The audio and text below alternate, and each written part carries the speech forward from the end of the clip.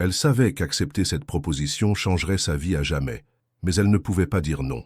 Les couloirs de l'hôpital Édouard Herriot sentaient toujours la même chose, un mélange de désinfectant, d'espoir fragile et de prières murmurées. Élodie Marchand ajustait sa blouse blanche pour la énième fois ce matin-là, ses mains légèrement tremblantes trahissant la fatigue d'une nuit blanche passée au chevet de patients qui avaient besoin d'elle plus que de sommeil. À 29 ans, elle avait cette beauté discrète des femmes qui donnent plus qu'elles ne reçoivent. Ses cheveux châtains, toujours tirés en un chignon simple, encadraient un visage où la douceur se mêlait à une détermination silencieuse. Ses yeux noisettes parlaient une langue que peu de gens prenaient le temps d'écouter, celle de la compassion sans limite. Ce matin de novembre, les feuilles d'automne dansaient devant les fenêtres de l'hôpital comme des promesses oubliées. Élodie se dirigeait vers la chambre 412, celle de Madame Viviane Delacroix, cette femme élégante de 63 ans qu'il avait immédiatement adoptée 3 semaines plus tôt. « Bonjour, Madame Viviane », murmura-t-elle en entrant dans la chambre baignée de lumière dorée. La femme aux cheveux argentés lui sourit faiblement, ses mains fines posées sur le drap blanc comme des oiseaux fragiles. « Ma chère Élodie, vous êtes ma lumière dans cette grisaille. » Élodie s'approcha pour vérifier les constantes, mais Madame Viviane attrapa doucement sa main. « Asseyez-vous un moment, voulez-vous? J'ai quelque chose d'important à vous dire. » Le cœur d'Élodie se serra. Elle connaissait ce ton, cette urgence voilée qui précédait souvent les confessions importantes. Elle s'assit sur la chaise près du lit, ses mains instinctivement prêtes à réconforter. « Mon fils Baptiste va venir aujourd'hui, » commença Madame Viviane, ses yeux brillants d'une émotion contenue. « Il ne le sait pas encore, mais les médecins m'ont dit que le temps nous est compté. » Élodie sentit sa gorge se nouer.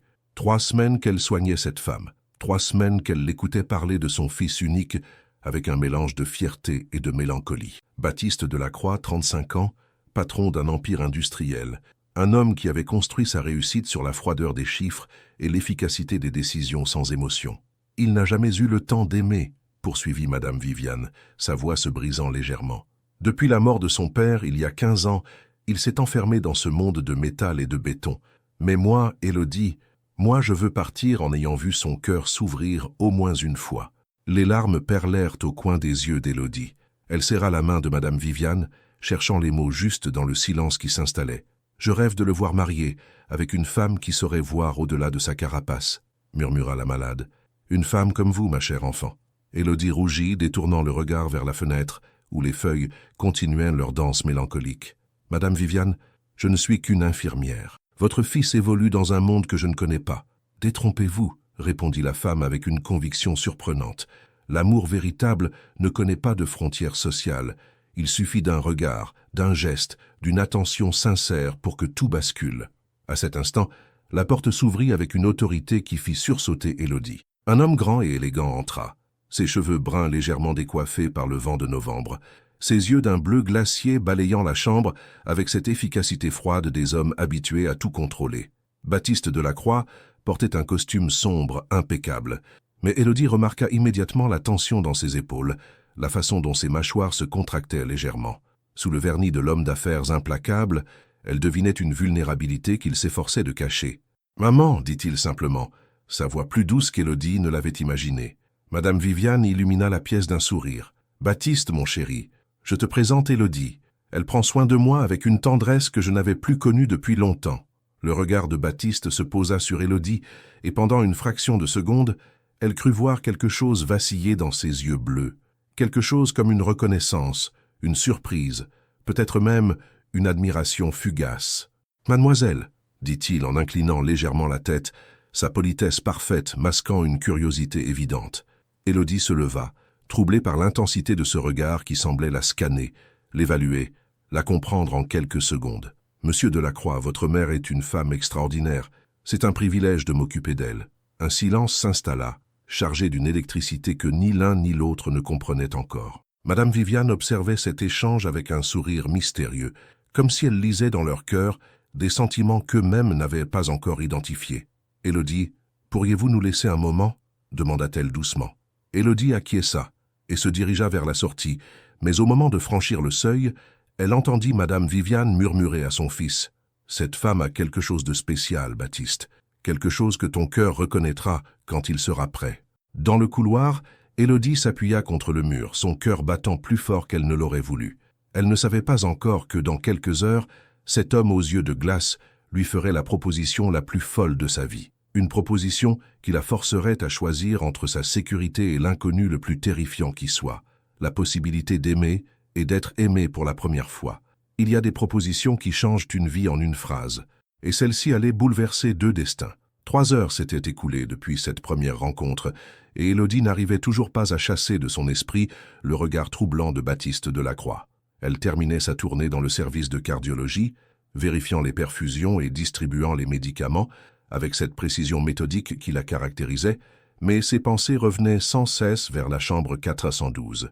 Le couloir principal de l'hôpital bruissait de cette agitation familière de fin d'après-midi. Familles inquiètes, médecins pressés, brancardiers naviguant entre les urgences.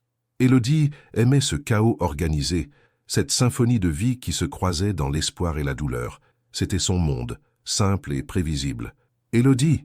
l'appela sa collègue Céline en approchant, ses chaussures blanches claquant sur le carrelage. « Il y a un homme qui te demande dans le hall d'accueil. Un type en costume qui a l'air, intimidant. » Le cœur d'Élodie fit un bond. Elle savait déjà de qui il s'agissait avant même de descendre au rez-de-chaussée. Baptiste Delacroix l'attendait près des grandes baies vitrées, son téléphone portable contre l'oreille, parlant à voix basse en anglais. Même de loin, elle pouvait percevoir cette autorité naturelle qui émanait de lui, cette façon qu'il avait de commander l'espace autour de lui. Quand il la vit approcher, il raccrocha immédiatement. Ses yeux bleus la fixèrent avec une intensité qui la mit mal à l'aise, comme s'il cherchait à déchiffrer ses pensées les plus secrètes. « Mademoiselle Marchand, » dit-il, sa voix grave résonnant dans le hall, « pourriez-vous m'accorder quelques minutes? J'aimerais vous parler, en privé. » Élodie jeta un coup d'œil à sa montre. Sa journée de travail était terminée, mais elle hésitait. Il y avait quelque chose dans le ton de cet homme qui la mettait en garde, une urgence voilée qui lui donnait envie de fuir. « Bien sûr, » finit-elle par répondre, ajustant nerveusement sa blouse. Baptiste la guida vers le petit café de l'hôpital, presque désert à cette heure tardive. Il choisit une table dans un coin, loin des oreilles indiscrètes, et attendit qu'elle s'asseye avant de prendre place en face d'elle. Élodie commanda un thé, lui un café noir, et le silence s'installa entre eux comme un mur invisible. « Ma mère vous apprécie beaucoup, » commença-t-il enfin, ses mains entrelacées sur la table. « En 3 semaines, vous êtes devenue plus importante pour elle que certaines personnes qu'elle connaît depuis des années. » Élodie rougit légèrement. « Madame Viviane est une femme exceptionnelle. C'est facile de s'attacher à elle. Aujourd'hui, j'ai eu une conversation avec le docteur Moreau, » poursuivit Baptiste, sa voix se durcissant. « Il m'a dit des choses que je ne m'attendais pas à entendre. » Il marqua une pause, et Élodie vit ses mâchoires se contracter. Pour la première fois, elle aperçut une faille dans cette armure de froideur qu'il portait si bien. « Ma mère a peut-être 3 semaines à vivre, » lâcha-t-il brutalement, comme s'il arrachait ses mots de sa gorge. « Peut-être moins. » Élodie sentit son cœur se serrer. Elle avait deviné la gravité de l'état de Madame Viviane, mais entendre ces mots prononcés avec une telle crudité lui fit l'effet d'une gifle. « Monsieur Delacroix, je suis désolé, » commença-t-elle. « Non, » l'interrompit-il, « je ne veux pas de compassion. Je veux que vous m'aidiez. » Il plongea sa main dans la poche intérieure de sa veste et en sortit une petite boîte de velours noir. Élodie écarquilla les yeux, son cœur s'emballant dangereusement. « Depuis 15 ans, ma mère me harcèle pour que je me marie, » dit-il, ouvrant la boîte pour révéler une bague de fiançailles d'une beauté à couper le souffle, un diamant entouré de saphir, comme ses yeux. Elle appartenait à ma grand-mère. Élodie fixait la bague, hypnotisée par les reflets qui dansaient dans la lumière tamisée du café. « Monsieur Delacroix, je ne comprends pas où vous voulez en venir. Je veux que vous m'épousiez, » déclara-t-il avec la même froideur que s'il négociait un contrat commercial. Le silence qui suivit fut assourdissant. Élodie sentit le monde vaciller autour d'elle, comme si la réalité venait de se déchirer. Elle ouvrit la bouche, la referma, incapable de prononcer un seul mot. « Pas pour de vrai, » précisa-t-il rapidement. « Juste une mise en scène, le temps qu'il faut pour que ma mère parte en paix, en croyant que son fils unique a enfin trouvé l'amour. »« Vous êtes sérieux ?» balbutia Élodie, sa voix à peine audible. Baptiste se pencha vers elle, et elle put voir dans ses yeux cette vulnérabilité qu'il essayait tant de cacher. « En échange, je vous verse 2 millions d'euros. De quoi changer votre vie, de quoi ne plus jamais vous inquiéter de l'argent. » Élodie secoua la tête, abasourdie. « Monsieur Delacroix, vous ne me connaissez même pas. Comment pouvez-vous me faire une proposition pareille? »« Parce que ma mère vous fait confiance, » répondit-il simplement. « Et parce que j'ai passé ma vie à observer les gens, à les analyser. Vous n'êtes pas le genre de femme à accepter cet argent par cupidité. Vous le feriez par bonté, pour donner un peu de paix à une mourante. Il avait raison, et cela l'effrayait. Élodie sentit ses défenses s'effriter une à une sous ce regard qui la perçait à jour. « Réfléchissez », dit-il en refermant la boîte et en la poussant vers elle. « Vous avez jusqu'à demain soir pour me donner votre réponse. Mais sachez que vous êtes ma seule chance de rendre ma mère heureuse avant qu'elle nous quitte. » Il se leva, déposa un billet de 20 € sur la table et s'apprêta à partir. Mais au moment de franchir la porte, il se retourna une dernière fois. « Mademoiselle Marchand, si vous acceptez, je vous promets que vous ne le regretterez jamais. » Élodie resta seule, fixant la petite boîte de velours noir posée devant elle. Autour d'elle, le café continuait sa vie normale, mais elle avait l'impression d'être dans une bulle, coupée du monde réel. Elle venait de recevoir la proposition la plus folle de sa vie, et au fond de son cœur, elle savait déjà qu'elle allait accepter. Parfois, les décisions les plus importantes de notre vie se prennent dans le silence d'une nuit d'insomnie. Élodie n'avait pas fermé l'œil de la nuit. Dans son petit appartement du 7e arrondissement de Lyon, elle tournait et retournait dans son lit étroit, la petite boîte de velours noir posée sur sa table de chevet comme un défi permanent. À 3 heures du matin, elle avait renoncé au sommeil et s'était installée dans sa cuisine minuscule, une tasse de camomille entre les mains. Par la fenêtre, elle observait la rue endormie, les réverbères dessinant des halos oranges sur l'asphalte humide. Sa vie était là, dans cette simplicité, dans cette routine rassurante qui ne lui avait jamais fait défaut. 2 millions d'euros. Cette somme résonnait dans sa tête comme un chiffre irréel, presque obscène. Avec cet argent, elle pourrait acheter un vrai appartement, arrêter de compter chaque euro, peut-être même reprendre ses études de médecine qu'elle avait abandonnées à la mort de sa mère.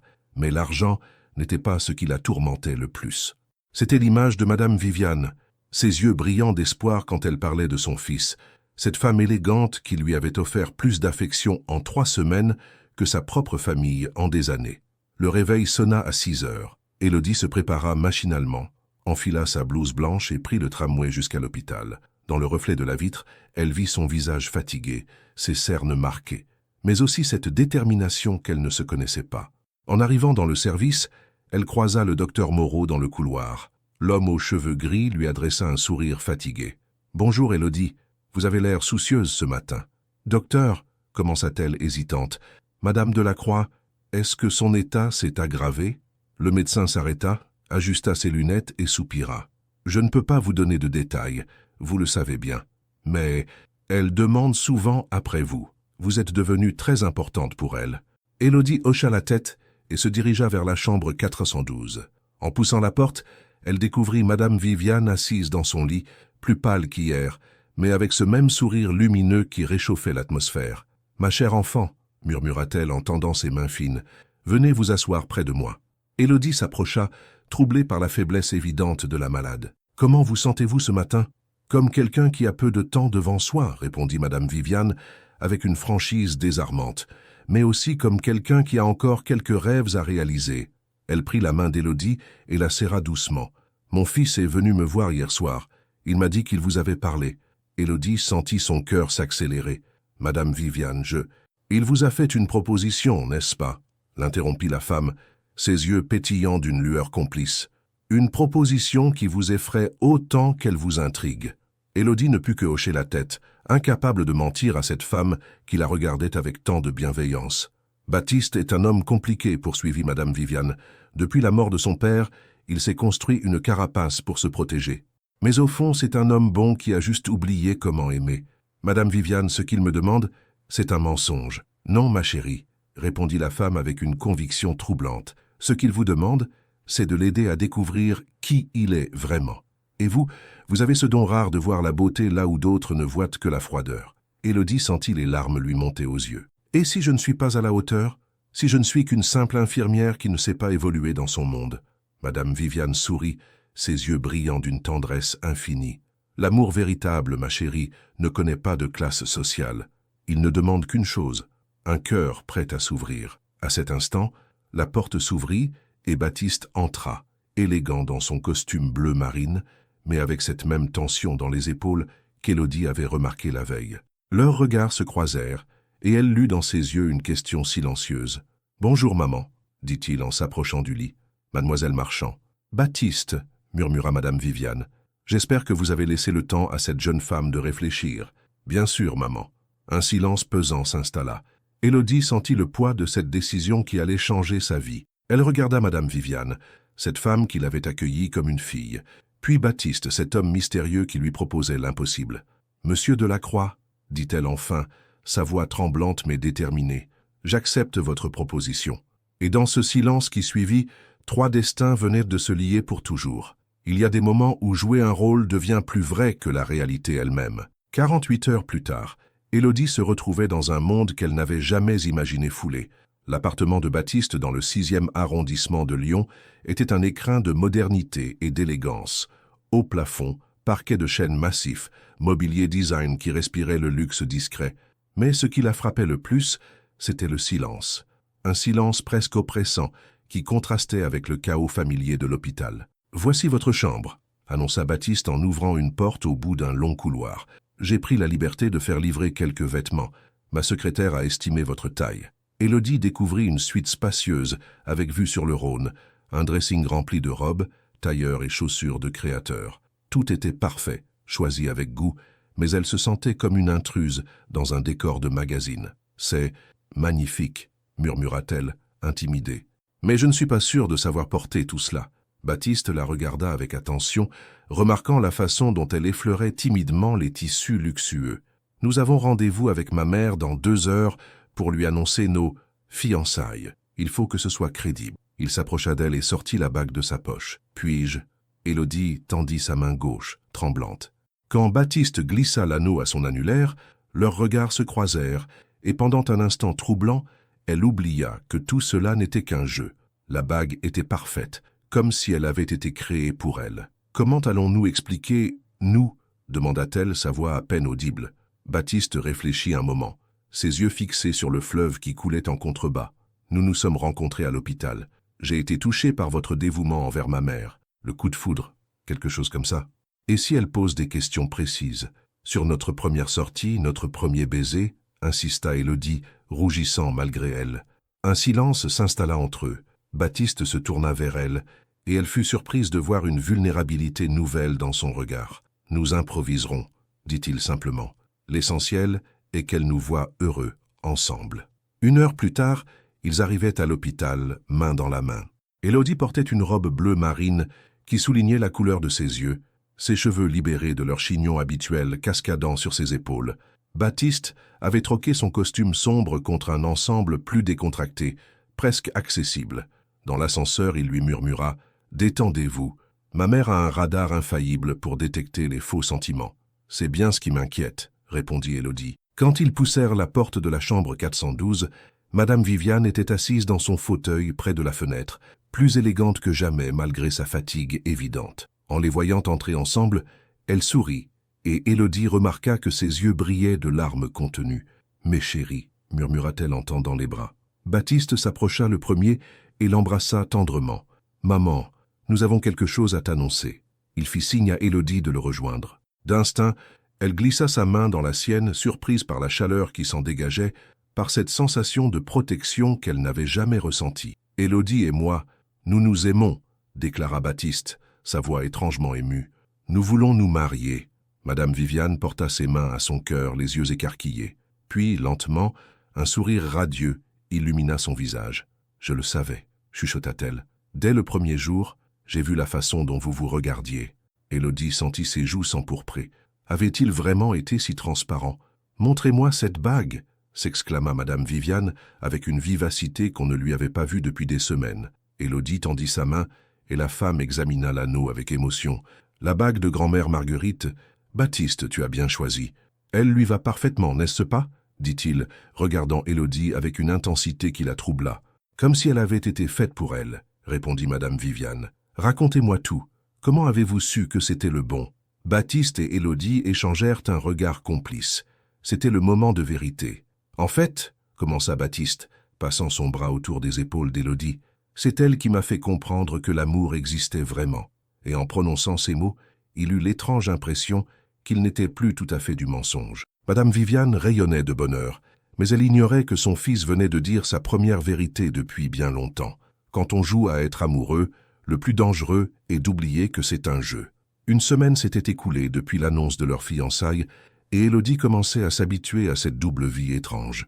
Le matin, elle enfilait ses robes de créateur et accompagnait Baptiste dans ses visites quotidiennes à sa mère. L'après-midi, elle retournait à l'hôpital, retrouvant sa blouse blanche et son univers familier, mais avec cette bague qui brillait à son doigt comme un secret permanent.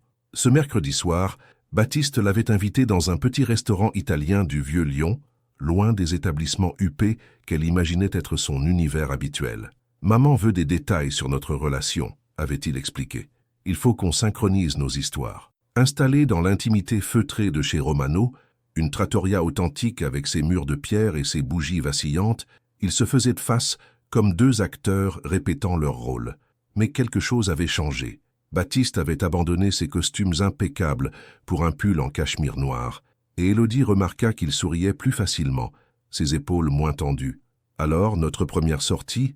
demanda-t-elle, en jouant nerveusement avec son bracelet. « Un café près de l'hôpital », répondit Baptiste sans hésiter. « Vous étiez intimidé, moi, intrigué par cette femme qui parlait si peu mais regardait si intensément. » Élodie leva les yeux, surprise par la précision de cette description. « Vous avez vraiment pensé ça ?»« Oui, » admit-il, son regard se perdant dans le sien. « Dès le premier jour, j'ai remarqué la façon dont vous touchiez l'épaule de ma mère quand vous lui parliez.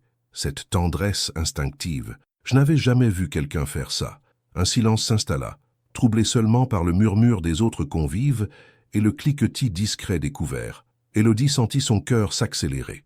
Il y avait quelque chose de différent dans la voix de Baptiste, une sincérité qu'elle n'avait jamais entendue. « Et vous ?» continua-t-il. « Qu'avez-vous pensé en me voyant la première fois ?» Élodie rougit, cherchant ses mots. « J'ai pensé que vous ressembliez à votre mère, cette même élégance naturelle mais plus froide, comme si vous aviez peur de laisser paraître vos émotions. Vous n'aviez pas tort, murmura Baptiste. J'ai appris très jeune à cacher ce que je ressentais. Dans le monde des affaires, c'est une faiblesse. Et dans la vraie vie, il la regarda longuement avant de répondre. Je commence à découvrir que la vraie vie, c'est peut-être autre chose que ce que j'ai toujours cru.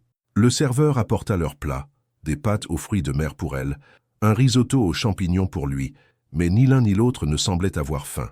Cette conversation prenait une tournure qu'ils n'avaient pas prévue, glissant dangereusement vers l'authentique. « Baptiste, dit-elle soudain, utilisant son prénom pour la première fois. « Votre mère, elle va vraiment mieux, n'est-ce pas ?» Il hocha la tête, un sourire mélancolique aux lèvres. « Les médecins parlent d'une rémission temporaire. Ils disent que notre annonce lui a donné un regain d'énergie, une motivation pour se battre. Et quand elle ira mieux? Quand elle sera guérie ?» La question flottait entre eux, lourde d'implications. Baptiste tourna son verre de vin entre ses mains, évitant son regard. « Je suppose qu'on improvisera, » dit-il enfin, « comme on l'a fait jusqu'à présent. » Mais sa voix manquait de conviction, et Élodie perçut cette faille qu'il essayait de masquer. Elle aussi commençait à se poser des questions troublantes, ces gestes tendres qu'ils échangeaient devant Madame Viviane, ces sourires complices, ces mains qui se trouvaient naturellement. Était-ce encore du théâtre? « Élodie » murmura Baptiste, et la façon dont il prononça son prénom la fit frissonner. « Je veux que vous sachiez que ces derniers jours ont été les plus vrais de ma vie depuis très longtemps. » Elle le regarda, troublée par l'émotion qu'elle lisait dans ses yeux bleus. « Baptiste, nous ne devons pas... »« Je sais, » l'interrompit-il. « Je sais que ce n'était pas prévu. Mais parfois, les meilleurs sentiments naissent quand on s'y attend le moins. » Élodie sentit son monde vaciller. Cet homme qu'elle avait accepté d'épouser par compassion était en train de faire naître en elle des émotions qu'elle n'avait jamais éprouvées. Et le plus terrifiant, c'est qu'elle commençait à espérer qu'il ne jouait plus la comédie. Il y a des nouvelles qui changent tout, même quand on croyait être préparé. 3 jours après leur dîner italien, Élodie fut réveillée à 5 heures du matin par la sonnerie stridente de son téléphone. Le nom de Baptiste s'affichait sur l'écran, et son cœur se serra immédiatement. Personne n'appelait à cette heure pour annoncer de bonnes nouvelles. « Baptiste ?» murmura-t-elle d'une voix ensommeillée. « Élodie, il faut que vous veniez à l'hôpital, maintenant. » La panique dans sa voix la réveilla instantanément. « Qu'est-ce qui se passe? Ma mère, elle a fait un malaise cette nuit. Elle réclame après vous. » 30 minutes plus tard, Élodie arrivait en trombe dans le service de cardiologie, encore vêtue de son pyjama sous son manteau. Elle trouva Baptiste dans le couloir, adossé contre le mur, le visage ravagé par l'angoisse.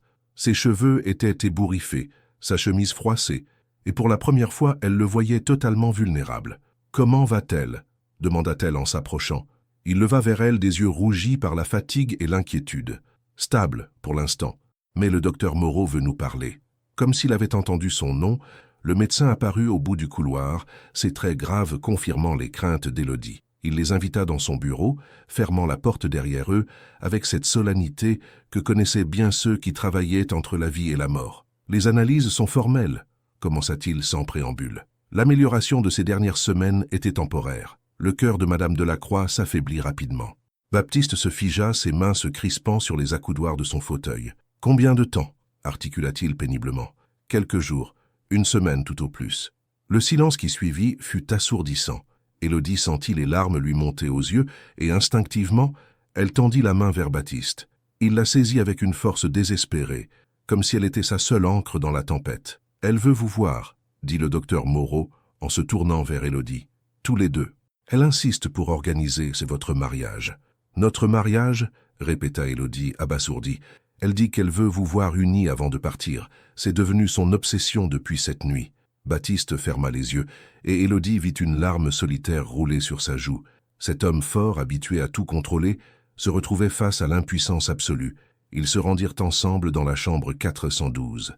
Madame Viviane était assise dans son lit, plus pâle qu'elle ne l'avait jamais été, mais ses yeux brillaient d'une détermination farouche. « Mes chéris, » murmura-t-elle, en leur tendant ses mains tremblantes, « j'ai eu si peur de partir sans vous voir mariés. » Baptiste s'assit au bord du lit, prenant délicatement sa mère dans ses bras. « Maman, il ne faut pas te fatiguer avec ça. »« Non, Baptiste, » l'interrompit-elle avec une autorité surprenante. « C'est important. J'ai déjà tout organisé. Le père Dubois peut venir ici, dans cette chambre. Une petite cérémonie, juste nous trois. » Élodie échangea un regard panique avec Baptiste. Comment pouvait-il se marier vraiment, alors que tout avait commencé par un mensonge? « Madame Viviane, » commença-t-elle doucement, « vous devez vous reposer. »« Ma chérie, » l'interrompit la femme avec un sourire faible mais radieux, « voir mon fils épouser la femme qu'il aime sera le plus beau cadeau que vous puissiez me faire. » À cet instant, Baptiste croisa le regard d'Élodie et elle y lut quelque chose qui la bouleversa. Ce n'était plus de la panique ou de la résignation, c'était de l'espoir, de l'amour véritable. « Maman, » dit-il d'une voix tremblante, « si c'est ce que tu veux, alors nous le ferons. » Madame Viviane sourit, ses yeux se fermant de soulagement. « Demain, » murmura-t-elle, « demain, mon Baptiste sera enfin heureux. » Dans le couloir, après avoir quitté la chambre, Élodie et Baptiste se retrouvèrent de face à face, leurs masques tombés. « Vous rendez-vous compte de ce qui va se passer ?» chuchota Élodie, tremblante. Baptiste la regarda intensément, et dans ses yeux, elle vit une vérité qui lui coupa le souffle. « Oui, » dit-il simplement, « je vais épouser la femme que j'aime, pour de vrai cette fois. » Et en prononçant ces mots, Baptiste réalisa qu'il venait de faire la plus grande déclaration d'amour de sa vie. Parfois, les plus beaux mariages se célèbrent là où la vie et la mort se côtoient. Le lendemain matin, la chambre 412 avait été transformée en une chapelle improvisée. Céline et deux autres infirmières avaient discrètement apporté des bouquets de roses blanches, et le père Dubois, un homme âgé aux yeux bienveillants, avait installé un petit autel portable près de la fenêtre. La lumière dorée de septembre filtrait à travers les rideaux, donnant à cette chambre d'hôpital une beauté inattendue. Élodie se préparait dans la salle de repos du personnel, ses mains tremblant tandis qu'elle enfilait la robe que Baptiste avait fait livrer au petit matin. Une création simple mais élégante, en soie crème, sans artifice, qui soulignait sa beauté naturelle. Dans le miroir, elle ne se reconnaissait pas. Cette femme qui la regardait avait quelque chose de différent, une lumière nouvelle dans le regard. « Tu es magnifique », murmura Céline en ajustant le petit voile vintage que Madame Viviane avait insisté pour qu'elle porte. « Celui de ma grand-mère », avait-elle dit avec émotion. « J'ai peur », avoua Élodie, sa voix à peine audible. « Et si tout cela n'était qu'un rêve? Et si je me réveillais et que... » « Élodie, » l'interrompit doucement son amie, « j'ai vu la façon dont cet homme te regarde. Ce n'est plus du théâtre depuis longtemps. » Quand Élodie poussa la porte de la chambre 412, son cœur s'arrêta. Baptiste l'attendait près du lit de sa mère, vêtu d'un costume bleu marine qui faisait ressortir ses yeux. Mais ce qui la bouleversa le plus, c'était son expression. Il la regardait comme si elle était la plus belle chose qu'il ait jamais vue, avec une tendresse qui lui coupa le souffle. Madame Viviane, assise dans son lit avec un châle de dentelle sur les épaules, rayonnait malgré sa faiblesse évidente. « Ma fille, » murmura-t-elle quand Élodie s'approcha, « vous êtes éblouissante. » Le père Dubois se racla la gorge doucement.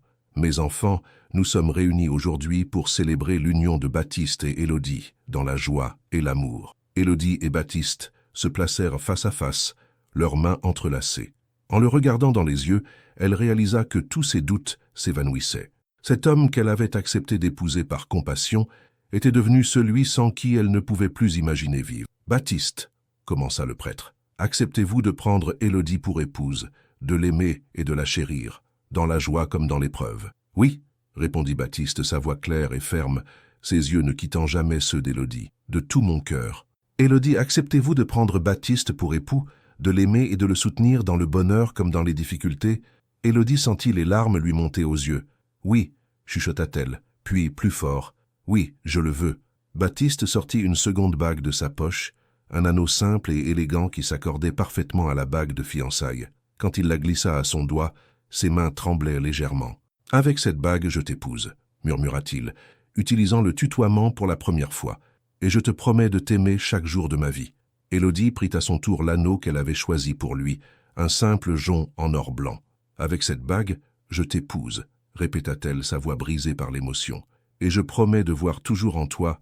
l'homme bon que tu es vraiment. » « Vous pouvez embrasser la mariée, » annonça le père Dubois avec un sourire. Baptiste prit le visage d'Élodie entre ses mains, et quand leurs lèvres se rencontrèrent, ce fut comme si le monde entier s'arrêtait. Ce baiser n'avait rien à voir avec ceux qu'ils avaient échangés devant Madame Viviane. C'était leur premier vrai baiser, chargé d'amour, de promesses et d'avenir. Madame Viviane applaudit faiblement, des larmes de joie coulant sur ses joues. « Mes enfants, » murmura-t-elle, « vous venez de me donner le plus beau jour de ma vie. » Mais au moment où Baptiste se penchait pour embrasser sa mère, celle-ci porta soudain sa main à son cœur, son visage se crispant de douleur. « Maman !» cria Baptiste, tandis qu'Élodie se précipitait déjà vers le bouton d'alarme. Et dans ce moment de bonheur absolu, la vie leur rappelait cruellement que le temps était compté. Il y a des au revoir qui se disent dans un souffle, mais qui résonnent pour l'éternité. Les heures qui suivirent furent un cauchemar éveillé. Madame Viviane avait été transférée aux soins intensifs, reliée à une multitude de machines qui clignotaient dans la pénombre. Baptiste et Élodie ne quittèrent plus son chevet, main dans la main, leurs alliances neuves brillant sous les néons froids de l'hôpital. Le docteur Moreau était venu plusieurs fois, son visage de plus en plus grave à chaque visite. Les mots qu'il prononçait, insuffisance cardiaque, état critique, heure comptée, résonnaient dans la tête d'Élodie comme une litanie douloureuse. « Je ne peux pas la perdre maintenant, » murmura Baptiste, sa voix brisée. « Pas aujourd'hui. Pas le jour de notre mariage. » Élodie serra sa main plus fort, cherchant les mots justes.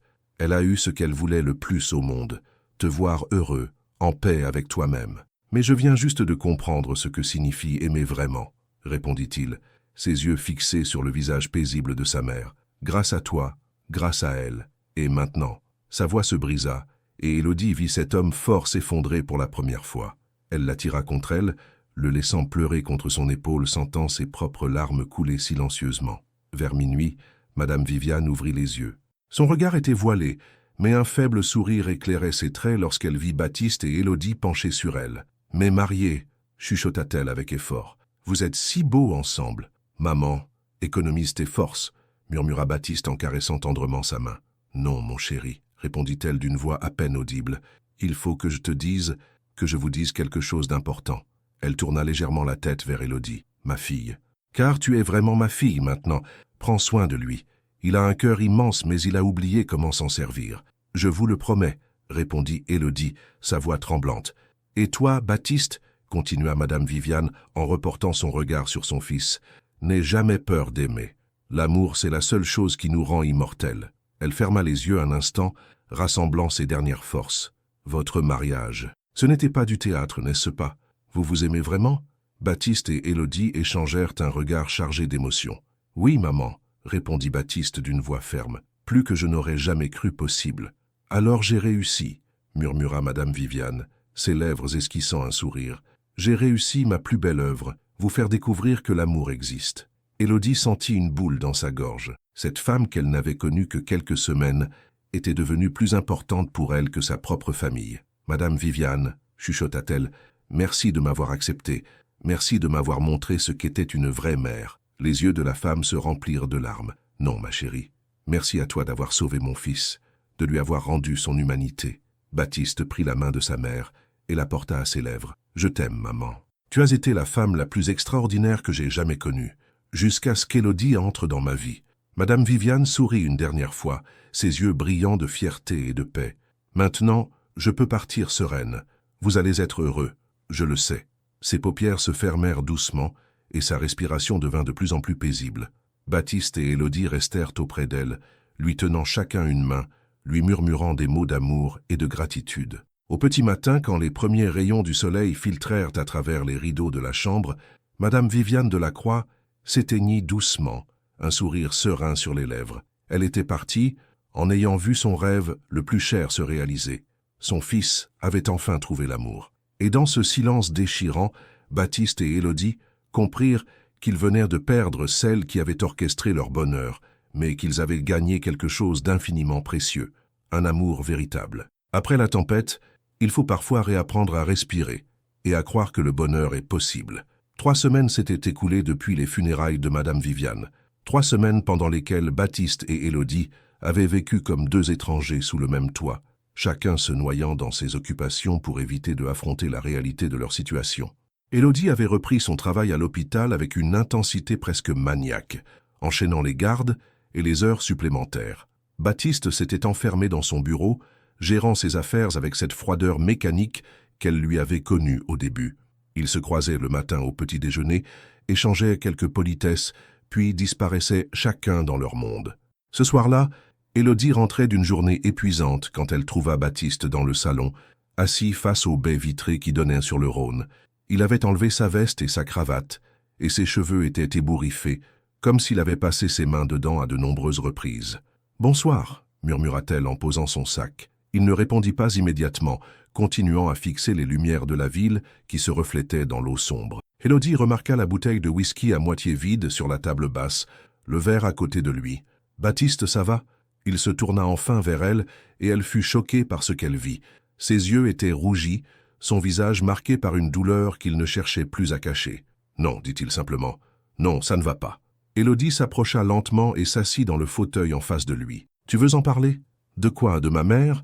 Du fait que je la pleure encore comme un enfant ?» répondit-il avec amertume. « Ou du fait que j'ai réalisé aujourd'hui que j'étais marié à une femme que j'aime, mais qui n'a accepté de m'épouser que par pitié. » Les mots claquèrent dans le silence comme une gifle. Élodie sentit son cœur se serrer. « Baptiste, ce n'est pas... »« Si, » l'interrompit-il en se levant brusquement. « C'est exactement ça. Tu as accepté cette mascarade pour faire plaisir à une mourante. Et maintenant qu'elle n'est plus là, tu te retrouves coincé avec un homme que tu ne connais même pas vraiment. » Il se dirigea vers la fenêtre, lui tournant le dos. « J'ai eu des avocats aujourd'hui, pour le divorce. Je ne veux pas que tu te sentes prisonnière de cette situation. » Élodie se leva à son tour, le cœur battant. « Tu veux divorcer ? Je veux que tu sois libre, » répondit-il sans se retourner. « Libre de choisir ta vie sans le poids de cette comédie que nous avons jouée ? Et si je ne voulais pas être libre ?» La question flotta dans l'air comme une caresse. Baptiste se figea, mais ne se retourna pas. « Baptiste !» continua Élodie en s'approchant de lui. « Regarde-moi. » Lentement, il se tourna vers elle. Dans ses yeux, elle vit cette vulnérabilité qu'elle aimait tant. Cette faille qui faisait de lui un homme et non plus seulement un businessman impitoyable. « Tu crois vraiment que j'ai passé ces dernières semaines à tes côtés par pitié ?» demanda-t-elle doucement. « Tu crois que j'ai pleuré ta mère comme si c'était la mienne par obligation, que j'ai tremblé en prononçant mes vœux parce qu'on me payait pour ça ?» Baptiste la regardait sans répondre, mais elle vit quelque chose vaciller dans son regard. « Je suis tombée amoureuse de toi, Baptiste, » déclara-t-elle, sa voix tremblante mais déterminée. « Pas de ton argent, pas de ton statut social, de toi. De l'homme qui pleure sa mère, qui a peur d'aimer, qui cache un cœur immense derrière une carapace de glace. » Élodie. « Non, laisse-moi finir, » l'interrompit-elle. « Ta mère avait raison. Elle a vu ce que nous refusions de voir, que nous étions faits l'un pour l'autre, que ce mariage n'était pas une comédie mais le début de quelque chose de vrai. » Elle s'approcha encore, jusqu'à pouvoir toucher son visage. « Alors oui, je suis libre, libre de choisir. Et je te choisis, toi. Chaque jour je te choisis. » Baptiste ferma les yeux sous sa caresse, et quand il les rouvrit, Élodie y vit renaître cette lueur qu'elle avait tant aimée. « Tu en es sûr ? Aussi sûr que du fait que tu m'aimes aussi, » répondit-elle avec un sourire. Et quand il la prit dans ses bras pour l'embrasser, ils surent que leur vraie histoire ne faisait que commencer. L'amour véritable, c'est choisir encore et encore la même personne, chaque jour de sa vie. 6 mois plus tard, Par une matinée de printemps où Lyon se parait de ses plus belles couleurs, Élodie se réveilla dans les bras de Baptiste. Les rayons du soleil filtraient à travers les rideaux de leur chambre, dessinant des motifs dorés sur le parquet. Elle observa le visage paisible de son mari, ses traits détendus dans le sommeil, si différents de l'homme fermé qu'elle avait rencontré dans les couloirs de l'hôpital. Ces 6 derniers mois avaient été une découverte mutuelle, une reconstruction patiente de ce qu'ils étaient vraiment. Baptiste avait appris à baisser ses défenses, à partager ses peurs et ses rêves. Élodie avait découvert qu'elle méritait d'être aimée, choyée, respectée. Ensemble, ils avaient créé quelque chose de nouveau, un amour basé non plus sur le mensonge et l'urgence, mais sur la vérité et le temps qui s'étire devant eux. « Bonjour, Madame Delacroix », murmura Baptiste en ouvrant les yeux, ce sourire tendre qu'elle aimait tant éclairant son visage. « Bonjour, monsieur mon mari », répondit-elle en se blottissant contre lui.